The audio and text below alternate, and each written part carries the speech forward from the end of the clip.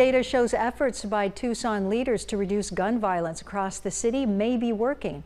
The Violence Interruption and Vitalization Action, or VIVA program, was put in place in October of last year. And now we're getting a look at those numbers for ourselves.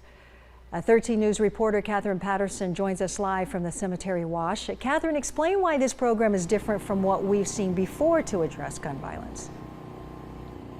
Yeah, Valerie, they say that they're addressing this problem holistically. So what does that mean? Well, let's take this wash here, for example. They're doing the traditional outreach and response, adding in fencing to try to prevent some of that illicit activity. But they're going a step forward, trying to change community outlook and community interaction with places like this in order to change the numbers. Violence interruption and vitalization action, two pieces of a big, big puzzle. To really tackle and dismantle these criminal networks that feed into violent gun crime. Back in 2021, the city of Tucson found 3 big problem spots in the city. And looking at the numbers, TPD reports an over 20% decrease in police incidents in those areas as of this year, with the recent addition of the West Division seeing a 3.8% increase. We've increased a lot of resources and efforts in that area, being our newest site. So of course, we're going to see some higher numbers.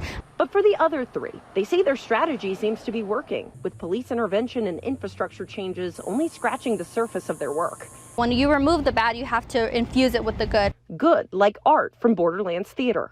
We went around and just collected the stories of the different residents in these 3 Viva sites, and then we put that together. Turning an apartment complex on Tucson's south side into a live production, telling stories about their lives. There's a sort of cathartic moment, kind of get a lot of things off your chest. Their performance earlier this year was just a pilot program for the collaboration between the theater and the city.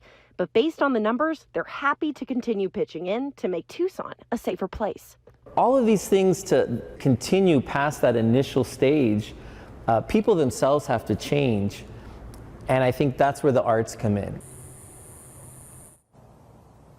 Tucson mayor and council will be reviewing those numbers tomorrow, and Viva will be fluctuating what those spots are depending on the need.